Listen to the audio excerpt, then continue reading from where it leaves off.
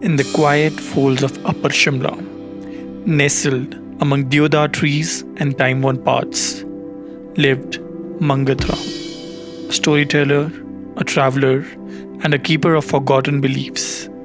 At 93, his voice still echoed with wisdom of hills, tales of faith, and memories of a life well lived. In this special episode of Unheard India, we bring you one of his final conversations, a glimpse into a world slowly fading, yet deeply rooted in spirit and tradition. This is his story. This is the story of late Shri Mangat Ram. मैं इसके बारे में अपना नाम बोलो ना, ए बोलो जो मेरो नाम है हो, मेरी उम्र इतनी हो। मेरा नाम है मगत राम। मगत राम है, गाँव में छिवड़ा है। मेरा बाप जो है वो जमींदारी था। उसने थोड़ा कुछ सीखा। पहले लिखाई पढ़ाई बहुत कम होती ही नहीं थी। प्राइमरी से चौथी तक पढ़ा। तो फिर बेटे को मैंने थोड़ा बढ़ा लिया।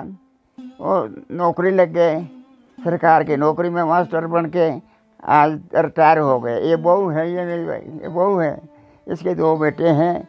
मेरी कुछ समझ में ऐसा इतना आता है ना, दिमाग काम नहीं कर रहा हुआ। मन आया, मेरा भांजा है कि बहू का बाप, उसने बोला तेरे आपसे यात्रा कराता हूँ मैं। चले गए, यहाँ से चले गए। कहाँ गए? हरिद्वार से गए जी उधर भूल गया मैं, योध्या गए। योध्या से हम गए जी आगे इलाहाबाद से गए कांची होते हुए और फिर गया पहुँचे। गया से जगन्नाथपुरी, द्वारिका, रामेश्वर, यानी कन्याकुमारी, हर जगह मैंने भ्रमण किया, घूमा। हट फिर के जो है घर में आया। अब घर में तो बैठा हुआ हूँ। अब किसी काम का मैं रहा नहीं, किसी काम का नहीं रहा। मैं बुढ़ा हूँ, मैं चाहता हूँ कि अब मेरी मृत्यु हो जाए तो अच्छा है। बस इतना ही बात है। हैं? जो देवरी बात तो तई के नहीं सुनाऊंगा। देवरी बात जो पूछ, जो नहीं रहे तो पूछ तो देवरी बात नहीं रही हो ना। दो भाई जब देवता यहाँ आया ना, तो यहाँ अब पता नहीं पहले कोई और देवता होगा, यहाँ आया, उसकी ज़्यादा ये बढ़ गई। अब लाया हुआ हमारे बुजुर्ग का है ये। कहाँ से? कुल्लू में कहीं जलंधर नाम गांव है। कुल्लू उधर बनाड़ी की तरफ जलंधर गांव में एक पंडित रहता था। उसके घर में एक थी उसकी बेटी, एक उसकी घरवाली और एक वो पंडित था। पंडित चला क्या, बोलो मेले में जाते हैं। उस बेटी को भी बोला मेले को जाते हैं। बेटी बोलो, बेटी के क्या हुआ कि कितने की थी? 8 साल की लड़की थी, 8 साल की, सिर्फ 8 साल की। उसके क्या हुआ? इस ईश्वर की माया है ये।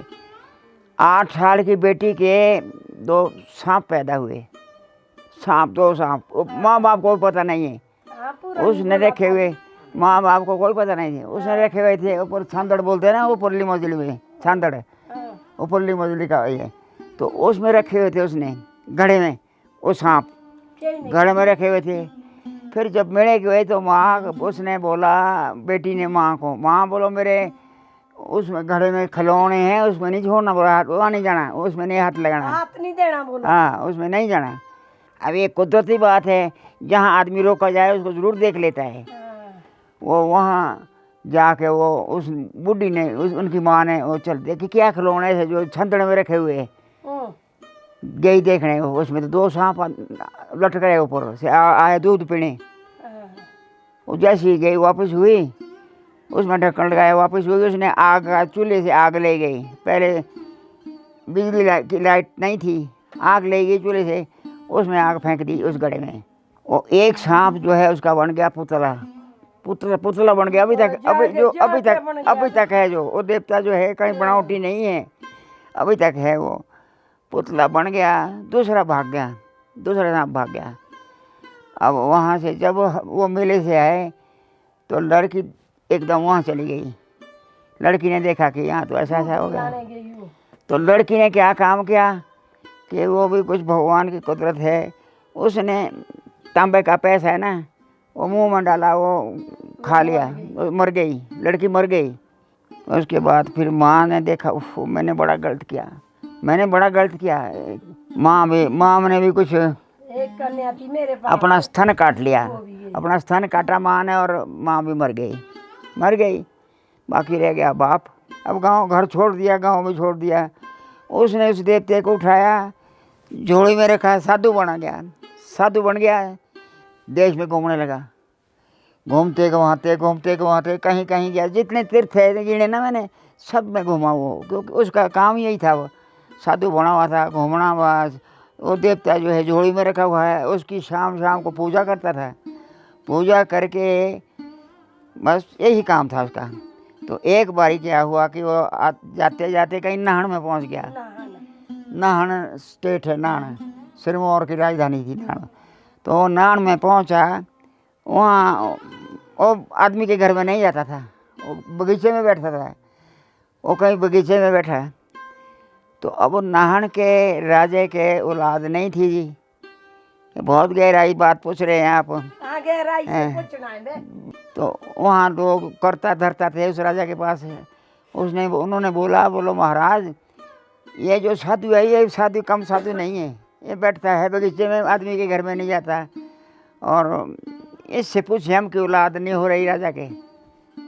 बोलो कोई बात नहीं, पूछो। गए उसके पास। महाराज बोलो बाबा जी, आपका देवता कोई वर भी देता है? बोलो हाँ। बोलो क्या बात है? बोलो बात ऐसी है कि हमारे राजा के औलाद नहीं है, राजधानी ख़त्म हो रही है। उसने अब भी देता है 3 दाने 4 चावल के, जब ग्रहण है जो ना, तो पकड़ी हो तो देता है। उसने दिए चावल के दाने। बोलो ऐसा है, इस राजे के 2 रानियां हैं, ये इन दोनों रानियों को खुला लेना है। फिर ऐसा बोलो, इसके 2 बेटे होंगे, इस राजा के 2 बेटे होंगे। एक शर्त एक है कि एक मेरे को देना पड़ेगा, एक मेरे को देना पड़ेगा, एक राजा को होगा। मैं 12 साल के बाद आऊँगा, वो लौट के यहाँ है। जितने में वो 12 साल के बाद साधु हट के आया वहाँ, फिर भी वहीं बैठा। तब तो लोग उसकी सेवा करे, बड़े भारी लोग गए उसके पास कि बाबा जी बोलो उसको सारा ये किया। बोलो जी हुए कुछ? बोलो हाँ जी 2 बेटे हुए। तो बोलो ऐसा है भाई, एक राजे का एक मेरा। तो अब देना नहीं चाहता, अपना बच्चे को देना चाहता कोई ना, तो उन देना पड़ा, वायदा था। तो एक तो वह नाहन के राजे का, अभी तक जो है नाहन के राजा का जितना भी वे है उसी के अधीन है। दूसरा इस देवते को दे दिया। उसको जो है हथीनी लाद के दी कुछ। अब राजा तो बहुत कुछ दे सकता था ना, एरिया तो दिया, फिर कुछ सामान भी दिया। अब हमारा तो यही है जी, हमारा भगवान भी यही है, यही देवता है, देवता भी यही है, मानते भी उसी को मानते हैं। तो मानते हैं उसको ही सारे। आगे वाले जाने, आगे वाले क्या करेंगे कोई पता नहीं। अभी देवता भी मान रहा है, जब तक यहाँ से आदमी नहीं जाएगा तब तक देवता भी नहीं जाएगा। हमारा कभी भी बुरा